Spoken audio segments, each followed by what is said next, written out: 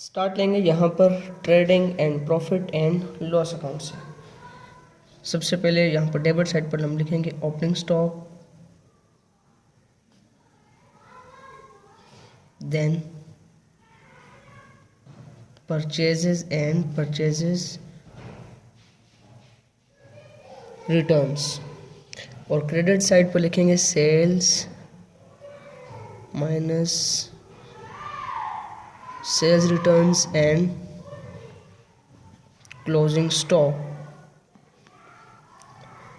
Trial balance में हमें यहाँ पर सबसे पहले दिया गया है ओपनिंग स्टॉक 93,210, परचेजेस हमें दी गई हैं 3,59,105, और यहाँ पर परचेजेस रिटर्न्स क्रेडिट साइड पर हमें दिए गए हैं 4,925।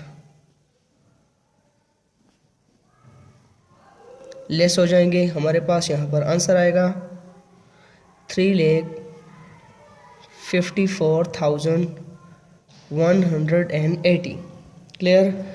सेल्स हमें दी गई हैं 5,84,750, और सेल्स रिटर्न हमें यहाँ पर डेबिट साइड पर दिए गए हैं 6,340। 5,84,750 में से 6,340 माइनस करेंगे, हमारे पास यहाँ पर आंसर आएगा 5,78,410, एंड क्लोजिंग स्टॉक हमें एडजस्टमेंट्स में दिया गया है 64,240। अब यहाँ पर देखते हैं जो जो हमारे पास डायरेक्ट एक्सपेंसेस होंगे उनको यहाँ पर ट्रेडिंग अकाउंट के डेबिट साइड पर रिकॉर्ड करेंगे। सबसे पहले यहाँ पर हम लिखेंगे मैन्युफैक्चरिंग एक्सपेंसेस।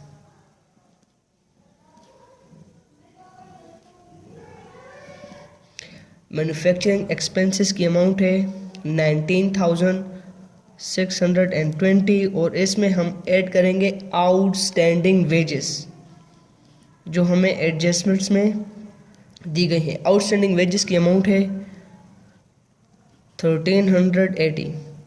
इन दोनों को हमने ऐड कर देना है, हमारे पास यहाँ पर आंसर आएगा 21,000 रुपीज़। इसके बाद हमारे पास यहाँ पर कैरेज डायरेक्ट एक्सपेंस है हमारा 2,450, और इसके बाद क्लियरिंग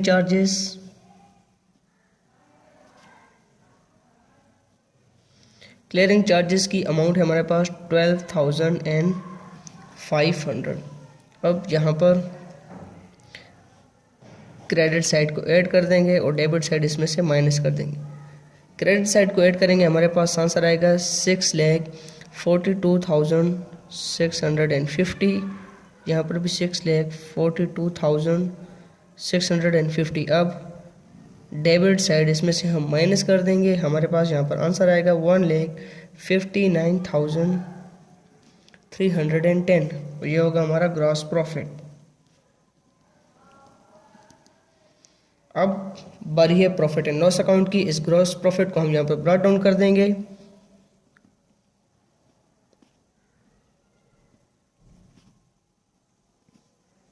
$1,59,310। इसके बाद सबसे पहले हमारे पास है यहाँ पर डायरेक्टर्स रेम्यूनरेशन।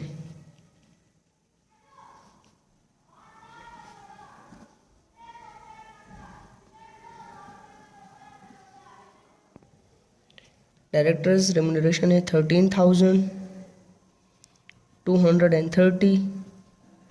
नेक्स्ट ऑडिटर फी,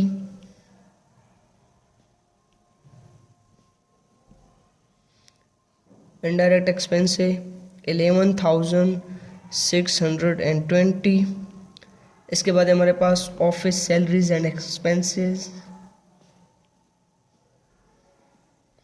ऑफिस सैलरीज की अमाउंट है 34,500, और इसमें हम ऐड करेंगे आउटस्टैंडिंग सैलरीज जो हमें एडजस्टमेंट्स में दी गई हैं 1,500।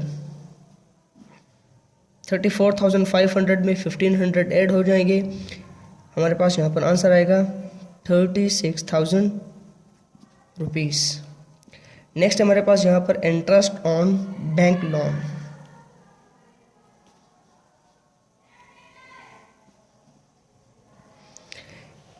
इंटरेस्ट ऑन बैंक लोन की हमारे पास यहाँ पर परसेंटेज 9 और लोन की टोटल अमाउंट है 25,000। अगर हम यहाँ पर 25,000 का 9% लेंगे तो हमारे पास यहाँ पर टोटल अमाउंट आएगी 2,250। और यहाँ पर हमें क्वेश्चन में बताया गया है इंटरेस्ट ऑन बैंक लोन 1,125 पे कर दिया गया है, तो इसमें से 1,125 माइनस करें तो हमारे पास 1,125 रिमेनिंग है। ठीक है, तो जो हमने पे कर दिया ये भी प्रॉफिट एंड लॉस अकाउंट में रिकॉर्ड होगा और जो पे करना है वो भी रिकॉर्ड होगा, लेकिन जब बैलेंस शीट में लायबिलिटी साइड पर रिकॉर्ड करेंगे तो सिर्फ 1,125 को ही रिकॉर्ड करेंगे। तो यहाँ पर सबसे पहले रिकॉर्ड करेंगे 1,125 को जो पे कर दिया। अब इसमें हम आउटस्टैंडिंग इंटरेस्ट को ऐड करेंगे, जो रिमेनिंग है 1,125, इन दोनों को ऐड करेंगे। हमारे पास यहाँ पर टोटल इंटरेस्ट की अमाउंट आएगी 2,250। क्लियर। इसके बाद हमारे पास है यहाँ पर डेप्रिसिएशन ऑन फर्नीचर।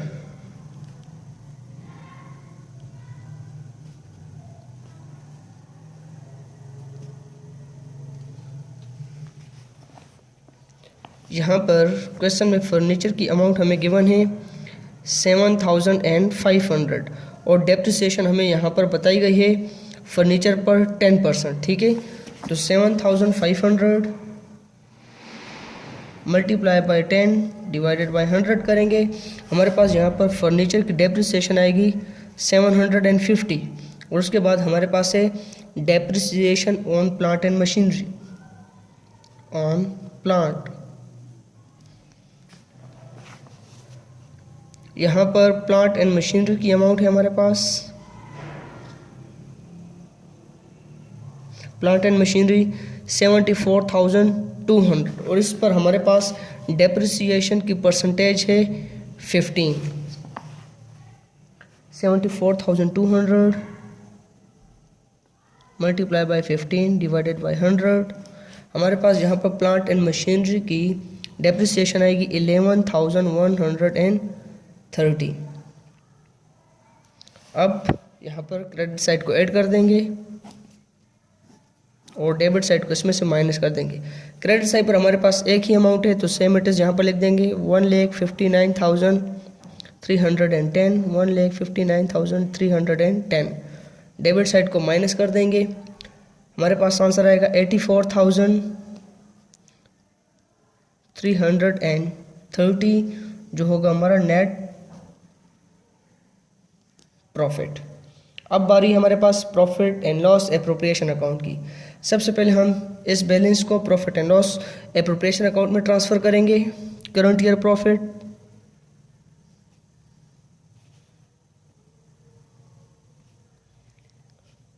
$84,330, फिर प्रीवियस ईयर का हमारे पास जो बैलेंस है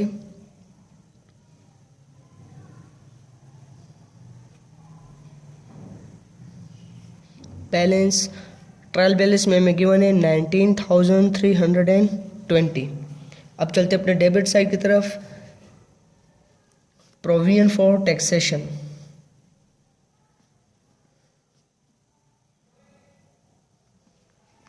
एडजस्टमेंट में हमें यहाँ पर बताया गया है provision for income tax 30% of net profit. Net profit की अमाउंट है हमारे पास यहाँ पर 84,330 मल्टीप्लाई बाय परसेंटेज हमें बताई गई है 30, तो 30 डिवाइडेड बाय 100 करेंगे। हमारे पास यहाँ पर प्रोविजन फॉर टैक्सेशन की अमाउंट आएगी 25,299। नेक्स्ट हमारे पास यहाँ पर जनरल रिजर्व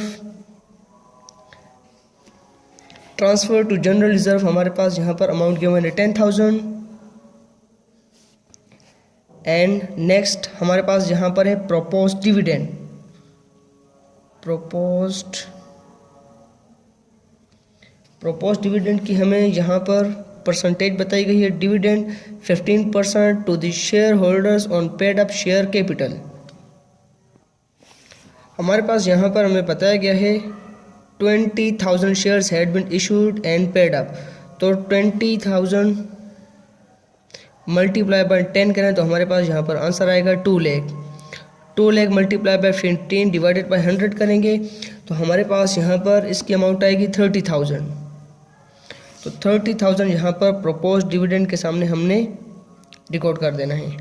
अब यहाँ पर profit and loss appropriation account को हम क्लोज करेंगे, क्रेडिट साइड को ऐड करेंगे, हमारे पास आंसर आएगा 1,03,650 और यहाँ पर भी 1,03,650 और डेबिट साइड इसमें से माइनस कर देंगे, हमारे पास आंसर आएगा 38,351 जो ट्रांसफ़र हो जाएगा बैलेंस शीट को। क्लियर। अब हमारे पास यहाँ पर बारी है बैलेंस शीट।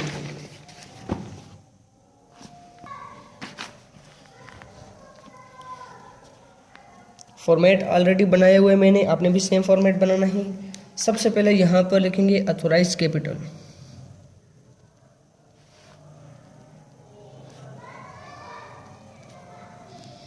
ऑथोराइज कैपिटल की अमाउंट है 5 लाख रुपीज़। इसके बाद इश्यूड,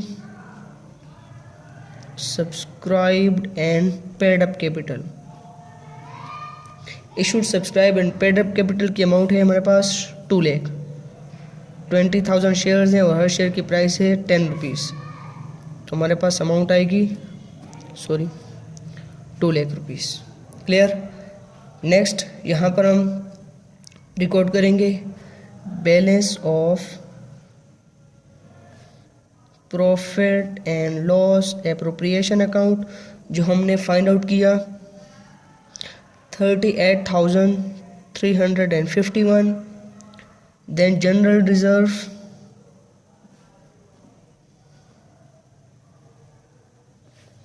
जनरल रिजर्व की अमाउंट हमें बताई गई 10,000।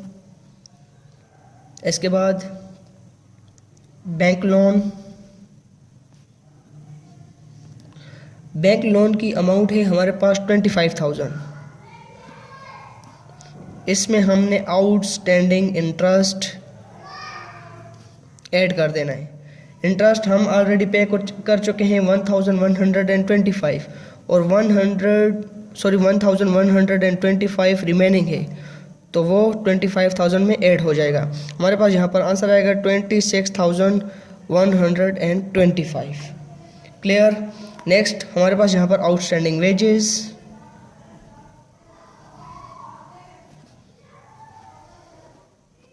आउटस्टैंडिंग वेजेस की अमाउंट है 1,380। उसके बाद आउटस्टैंडिंग सैलरीज,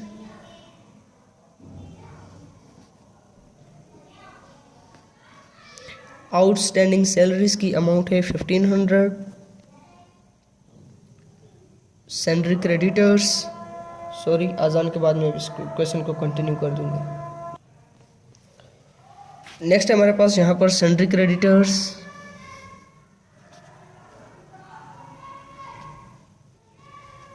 सैलरी क्रेडिटर्स की अमाउंट है 31,110 और उसके बाद प्रोविजन फॉर टैक्सेशन जो हमने फाइंड आउट की, प्रोविजन बिजनेस की लायबिलिटी है तो इसलिए लायबिलिटी साइड पर रिकॉर्ड कर रहे हैं 25,299 एंड लास्ट वन है हमारे पास प्रोपोज डिविडेंड।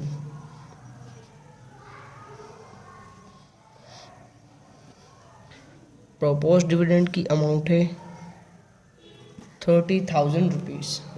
अब चलेंगे अपने एसेट साइड की तरफ। सबसे पहले हमारे पास यहाँ पर फिक्स्ड एसेट फर्नीचर, फर्नीचर की अमाउंट है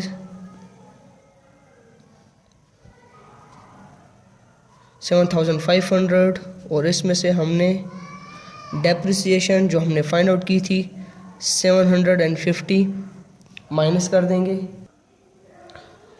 हमारे पास यहाँ पर आंसर आएगा 6,750। इसके बाद plant and machinery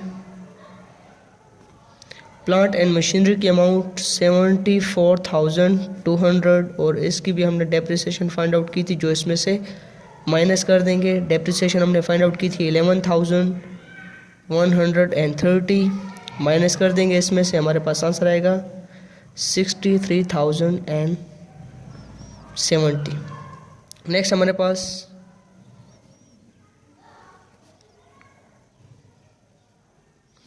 freehold premises 98,000 rupees, then preliminary expenses